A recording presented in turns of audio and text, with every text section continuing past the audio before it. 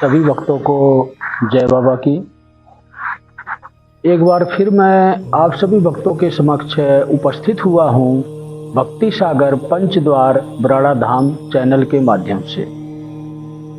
देखो, आज समय आ चुका है कि बाबा श्री त्रिलोक भारती जी की इच्छा से गुरु दीक्षा की प्रक्रिया शुरू होने जा रही है पंचद्वार बराड़ा धाम से।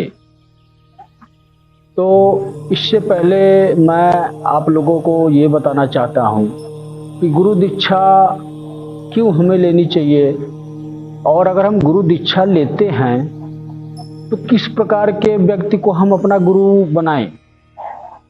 सबसे महत्वपूर्ण बात है ये कि हमें पता होना चाहिए कि हमें किस प्रकार का गुरु बनाना चाहिए। संसार में अनेकों प्रकार के गुरु हैं, हर श्रेणी से गुरु हैं। कहने का मतलब ये है कि देखो, एक दरबार लगाते हैं कोई, या चौकी लगाते हैं माता की या अन्य किसी भी देवी देवता के नाम की, वो भी एक गुरु की श्रेणी में आते हैं। और एक तांत्रिक प्रक्रिया करने वाले लोग होते हैं, वो भी एक गुरु के ही श्रेणी में आते हैं। और एक जिसको कहते हैं पीठाधीश्वर, मतलब जो गद्दी पर विराजमान होते हैं, चाहे वो धर्म गुरु हों या कथावाचक हों या कोई दरबार लगाने वाले हों, वो भी आपके जीवन में एक गुरु स्वरूप में ही आते हैं। और अब सवाल ये रहा कि हम किस प्रकार के व्यक्ति को गुरु बनाएं, कौन से गुरु हमारे जीवन को सार्थक बना सकते हैं, किस प्रकार का गुरु हमारे जीवन में होना चाहिए। इन्हीं बातों पर मैं आज आपको विस्तार पूर्वक चर्चा करूंगा।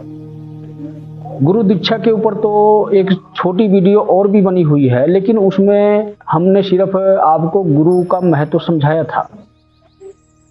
लेकिन ये विस्तार पूर्वक आपको आज मैं समझाता हूँ कि किस प्रकार के गुरु इस दुनिया में, संसार में हैं, और जो आपके जीवन को सार्थक बना सके, जो आपकी डूबती नैया को पार लगा सके, वो गुरु आपको कहाँ मिलेगा, किस स्वभाव का होता है, ये भी आपको बताएंगे।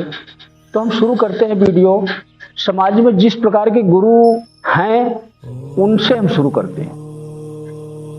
देखो, एक चौकी लगाने वाला, दरबार लगाने वाला व्यक्ति, चाहे वो किसी भी प्रकार की चौकी लगाता हो, चाहे वो माता की चौकी लगाता हो या किसी भी देवी देवता की चौकी लगाता हो, अगर इस प्रकार का गुरु हमारे जीवन में होता है तो हो सकता है कि हमारा मार्गदर्शन गलत भी हो सकता है, क्योंकि ये प्रक्रिया वो किसी न किसी भगत से या तांत्रिक से जरूर सीखता है, और इस प्रकार अपनी शक्तियों को बंधन में लेकर अपनी शक्तियों के द्वारा वो कार्य करता है। चाहे वो उसकी अपनी शक्तियाँ किसी भी प्रकार की हो, चाहे काली की शक्तियाँ हो, चाहे किसी भवानी की शक्तियाँ हो, चाहे कोई योगिनियाँ हो, बंधन में लेकर शक्तियों को कार्य करवाना एक महापाप की श्रेणी में आता है। इस प्रकार के गुरु हमारे जीवन में नहीं होने चाहिए। और दूसरे प्रक्रिया के गुरु जो होते हैं वो तांत्रिक प्रक्रिया के गुरु होते हैं। तंत्र मंत्र की साधनाओं को पूर्ण करके वो सिद्धियां प्राप्त करते हैं और आपकी समस्याओं का समाधान करते हैं, निकालते हैं या रोकते हैं, चाहे कुछ भी आप समझ लो। इस प्रकार के गुरु बहुत ही दंडनीय अपराध के भागीदार होते हैं। वो किस प्रकार, ये मैं आपको समझाता हूं आज। जो भी तांत्रिक प्रक्रिया के गुरु होते हैं, आपने अक्सर देखा होगा कि वो बिना पैसे के कार्य नहीं करते,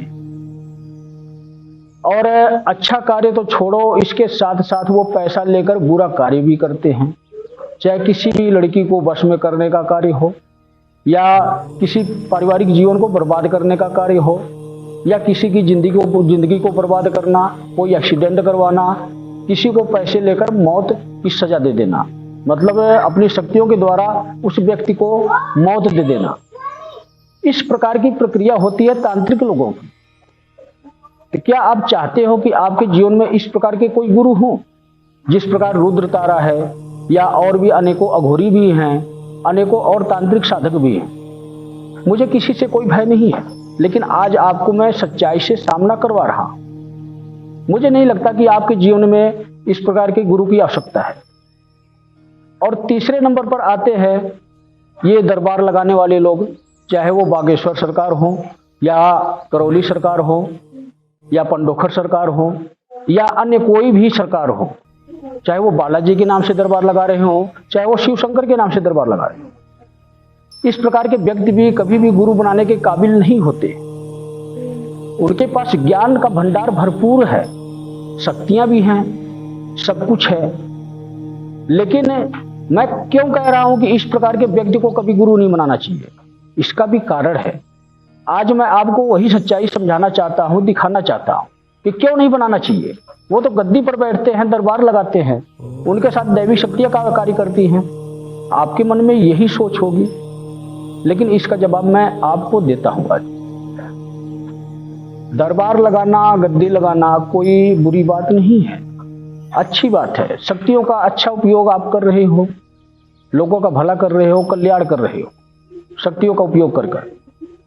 लेकिन आपने कभी भी किसी भी शिष्य को, किसी भी भगत को, या आपके दरबार में आने वाले किसी भी आम व्यक्ति को यह सलाह आपने कभी दी कि अपनी स्वयं की शक्तियों को जागृत करो, स्वयं परमात्मा की भक्ति करो, उनके नाम का हवन यज्ञ पूजा पाठ कुछ करो, अपना कोई रूल नियम बनाओ? इस प्रकार की कोई भी धर्म गुरु या जो है कि गद्दी पे बैठने वाला व्यक्ति इस प्रकार की सलाह कोई भी नहीं देता है। लेकिन आप करते क्या हो?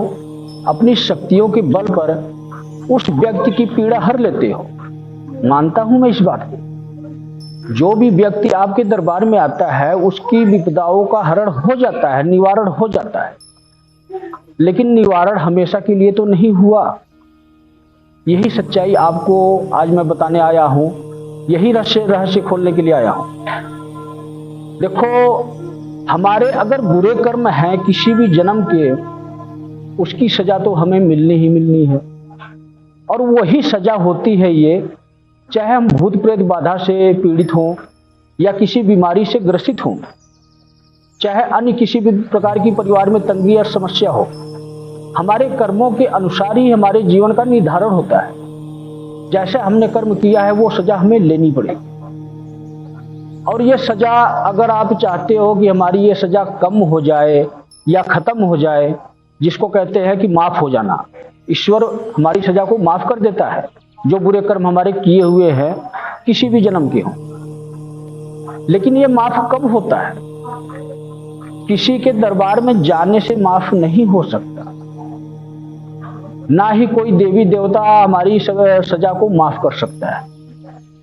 ये तब ही माफ होगा जब हम अपने जीवन में एक आराध्य और एक गुरु को अपने जीवन में स्थान देंगे, जगह देंगे, और स्वयं की भक्ति की शक्ति से परमात्मा को प्रसन्न करेंगे, ताकि हमें उनकी शक्तियां भी मिल सके हमारी सुरक्षा के लिए, और हमारे बुरे कर्मों की माफी के लिए वो प्रसन्न होकर हम पर अपनी दया दृष्टि डाले। ये कार्य कोई भी नहीं बताता है, सिर्फ एक ही व्यक्ति हैं, वो बहुत ही आदरणीय हैं, शक्ति पुत्र महाराज जी। वो कभी भी किसी को कोई झाड़ा झपटा नहीं करते, किसी का इलाज नहीं करते। उनको गुरु की शक्ति इलाज करती है। गुरु की शक्ति किसको कहते हैं? जो व्यक्ति एक आराध्य बनाया होता है, उसी की गुरु की शक्तियां काम करती हैं। मतलब गुरु के आराध्य की शक्तियां कार्य करती हैं, और गुरु का हमेशा आशीर्वाद वाला हाथ ऊपर होता है। ये दिखाई नहीं देता, कभी नहीं दिखाई देता है, लेकिन गुरु की शक्ति ऐसी होती है जो शिष्य का बेड़ा पार लगा देती है, ईश्वर से मिलवा देती है।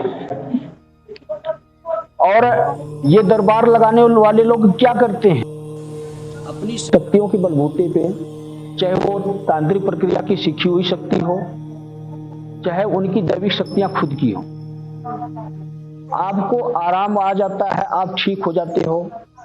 लेकिन ये बुरे कर्म कुछ क्षण के लिए, कुछ पल के लिए, चाहे ये आपके इस जीवन तक पूरा, मतलब कहने का ये है, चाहे इस जीवन में आपके तकलीफ समस्या ना आए, लेकिन अगले जीवन में, अगले जन्म में आपको ये समस्या, ये तकलीफ, ये सजा अवश्य मिलेगी। लेकिन अगर आप स्वयं की भक्ति करते हो, स्वयं एक गुरु और एक भगवान का दर्जा देते हो, आप परम पिता परमेश्वर के शरण में जाते हो, तो मैं गारंटी के साथ कहता हूं कि आपके अगले जन्म में यह सजा नहीं जाने की, इसी जन्म में ही वो सजा माफ हो जाएगी और आपका जीवन हमेशा हमेशा के लिए खुशहाल हो जाएगा। आपको मैंने इस तीनों प्रकार के गुरु के बारे में बता दिया कि कौन से गुरु किस प्रकार के हैं, और अब रही बात आपको किस प्रकार का गुरु चाहिए, आपके जीवन में किस स्वभाव का गुरु होना चाहिए, उसके मार्गदर्शन क्या होने चाहिए, ये भी मैं बता देता हूं। देखो, पूर्ण गुरु कौन होता है? हमेशा पूर्ण गुरु वही होता है जो सादगी भरा जीवन व्यतीत करता हो और सिर्फ भक्ति का मार्ग दिखाता हो। वही आपके जीवन को सार्थक बना सकता है और वही गुरु आपको परमात्मा से मिलवा सकता है। आपके जीवन में किसी भी प्रकार की सिद्धियों की आवश्यकता नहीं है। आवश्यकता है तो सिर्फ भक्ति मार्ग पर चलकर परमात्मा को पाने की आवश्यकता है। जो भी व्यक्ति, जो भी इंसान एक बार परमात्मा की शरण में चला गया और उनको प्राप्त कर लेता है, तो उसको किसी भी वस्तु की आवश्यकता नहीं होती। मार्गदर्शन स्वयं परमपिता परमेश्वर या गुरु देव करते रहते हैं। तो मैं आपको ये बताना चाहता हूं कि इस प्रकार के गुरु आपको कहां मिलेंगे, आपको कहां जाना चाहिए, किसकी शरण में जाना चाहिए। सारी बातें तो आपको बता दी मैंने कि इस प्रकार के गुरु इस समाज में, इस दुनिया में मिलते हैं, लेकिन इस प्रकार के गुरु बनाने योग्य नहीं है, ये भी बता दिया, चाहे वो पीठाधीश्वरी क्यों ना हो। लेकिन इस प्रकार के गुरु भी इस पृथ्वी पर मौजूद भी हैं, अनेकों धर्म गुरु भी हैं और अनेकों प्रकार के तपस्वी संत भी हैं। लेकिन मेरा कहने का मतलब सिर्फ यही है कि पहचान नहीं होती। हम नहीं समझ पाते हैं कि इस गुरु के पास पूर्ण ज्ञान है कि नहीं है, या ये हमारा सही मार्गदर्शन कर पाएंगे या नहीं कर पाएंगे। इसी दुविधा में हम पड़े होते हैं। मैं तो सिर्फ इतना कहना चाहता हूं कि अगर आपको इस प्रकार के पुरुष अगर कोई आपको मिलते हैं, चाहे वो संत महात्मा महापुरुष हो, चाहे कोई भी व्यक्ति, साधारण व्यक्ति क्यों ना हो, तो आप बेझिझक बिना सोचे समझे आप किसी को भी गुरु बना सकते हो। लेकिन बनाएं तो हमेशा सादगी भरे जीवन वाले व्यक्ति को ही अपना गुरु स्वीकार करें। जिस व्यक्ति का जीवन साधारण होगा उसके अंदर अहंकार कभी नहीं आएगा, और जिसके अंदर अहंकार नहीं आएगा वो मार्गदर्शन कभी गलत नहीं कर सकता। मेरा मानना क्या, यही सच्चाई है जीवन की। और दूसरी बात है, देखो इस कलयुग में बाबा श्री त्रिलोक भारती जी ने घोर तपस्या करने के बाद, लगभग 500-550 साल तपस्या करने के बाद उनकी समाधि जागृत हुई है, जो कि सजाड़ा धाम जोधपुर में है। और बाबा श्री त्रिलोक भारती जी के अनेकों धाम हैं। बहुत से पुराने भगत भी बाबा श्री त्रिलोक भारती जी के धाम पर जाते हैं। उनके लिए भी ये जानकारी बहुत ही अनिवार्य है। और जो भी भक्त, जो भी व्यक्ति नवा बाबा श्री त्रिलोक भारती जी के धाम से जुड़ता है, उनके लिए भी बहुत महत्वपूर्ण जानकारी है ये। उसको भी चाहिए कि बाबा श्री त्रिलोक भारती जी के क्या नियम हैं। अगर हम बाबा श्री त्रिलोक भारती जी के धाम से गुरु धारणा करते हैं तो हमें किन नियमों का पालन करना चाहिए। और गुरु धारणा अगर हम बाबा श्री त्रिलोक भारती जी के धाम से कर लेते हैं, चाहे कोई सा भी धाम हो, तो क्या महत्व होता है, किस प्रकार हमें किस रास्ते पर चलना चाहिए, ये सारी जानकारी भी आपको होनी चाहिए। लेकिन इसके बारे में तो मैं आपको नेक्स्ट वीडियो में ही बताऊंगा। मैं सिर्फ इतना समझाना चाहता हूं कि बाबा श्री त्रिलोक भारती जी का कोई शरीर नहीं है। वो 550 के लगभग साल के से पहले ही उन्होंने जीवित समाधि ले ली है, और वो आपका पूर्ण रूप से गुरु बन सकते हैं। और उनके शिष्य ही, जो कि मैं स्वयं प्रमोद, आपका गुरु मैं भी बन सकता हूं। तो मेरा तो विचार विमर्श यही कहता है कि आप मुझे चाहे बेशक गुरु ना स्वीकार करें, लेकिन अपने जीवन में एक बार बाबा श्री त्रिलोक भारती जी को अपना गुरु आप स्वीकार करते हैं, तो उनके मार्गदर्शन से उनकी जो इच्छा है, जो भी मोक्ष और मुक्ति का मार्ग है अपने भक्तों के लिए दिखाने का, वो विचार विमर्श सारा मैं अपनी वीडियो के माध्यम से आप सभी और अनेकों प्रकार के तरीके भी आपको मिलते रहेंगे पूजा पाठ भक्ति से संबंधित। लेकिन जो गुरु दीक्षा देने की प्रक्रिया है, ये अगर आपको गुरु दीक्षा चाहिए तो आपको स्वयं पंचद्वार बराड़ा धाम पर आना पड़ेगा, इसके बाद ही आपको गुरु दीक्षा दी जाएगी। लेकिन अगर आप चाहते हैं कि किसी अन्य धाम से हम बाबा श्री त्रिलोक भारती जी से की गुरु दीक्षा लें, तो आप गुरु दीक्षा किसी भी धाम से ले सकते हैं। सिर्फ और सिर्फ मैं इतना ही कहना चाहूंगा, चाहे धाम बनाने वाले अनेकों लोग हों बाबा श्री त्रिलोक भारती जी के, लेकिन हर किसी के पास पूर्ण ज्ञान नहीं होता है। इसलिए मैं यही कहूंगा कि आप स्वयं बाबा श्री त्रिलोक भारती जी को ही अपना गुरु स्वीकार करें। और अपनी तो मैं गारंटी ले सकता हूं कि मैं आपको किस मार्ग पर ले जाऊंगा, क्या दिशा दूंगा, आपके जीवन की किस प्रकार की समस्याओं को हर सकता हूं। ये गारंटी मैं सिर्फ अपनी ले सकता हूं। बाबा श्री त्रिलोक भारती जी के जितने भी धाम या दरबार चल रहे हैं, उन गुरुओं की गारंटी मेरी 1% नहीं हो सकती है।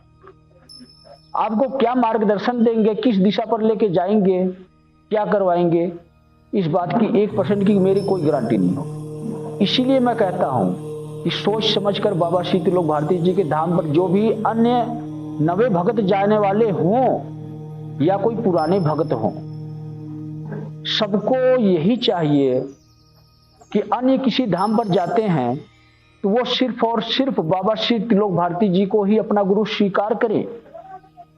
यही सच्चाई है और यही बाबा श्री त्रिलोक भारती जी की इच्छा है। क्योंकि गुरु में मैं आपको उदाहरण के तौर पे बता भी देता हूं, बाबा जी का ही धाम चलाने वाले वो लोग हैं, जिस प्रकार काला पंडित जी हैं और उन्हीं के शिष्य हैं जगदीश जी। इनका क्या कहना है कि धाम पर आओ माथा टेकते ही संकट खत्म। और दूसरी बात क्या कहते हैं, बाबा ही को गुरु बनाओ और इस सृष्टि में दुनिया में कोई ब्रह्मा विष्णु महेश है ही नहीं। ये बात मैं इसलिए कह रहा हूं कि मैं स्वयं उनके धाम पर गया था। एक बार ऐसा हुआ था कि बाबा श्री त्रिलोक भारती जी के 7 धामों पर भ्रमण के लिए मैं निकला था और वो बाबा श्री त्रिलोक भारती जी की इच्छा से ही निकला था। यही सब प्रक्रिया देखने के लिए कि किस धाम पर किस प्रकार से क्या चल रहा है। तो मैं ये कहना चाहता हूं कि जब बाबा श्री त्रिलोक भारती जी के धाम पर 5 महीने आने की प्रक्रिया है अपनी विपदाओं को दूर करने के लिए, जो कि बाबा श्री त्रिलोक भारती जी ने स्वयं ये नियम बनाया है, तो तुम कौन होते हो माथा टिकवाते ही संकट खत्म करने के लिए?